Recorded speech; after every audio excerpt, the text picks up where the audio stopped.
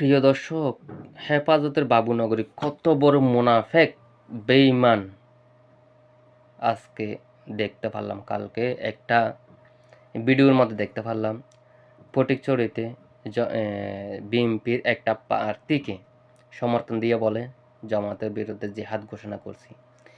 এইরকম একটা মুনাফেক দল, মুনাফেক বলবো, আমার খারাপ লাগতেছে না। আমি একজন কওমি লাইনের ছেলে এবং কওমি লাইনের সমর্থক। আমার গোষ্ঠী সব কওমি লাইনের সমর্থক। কারণ বালাকে তো বালা বলতে হবে আর খারাপকে তো খারাপ বলতে হবে, তাই না?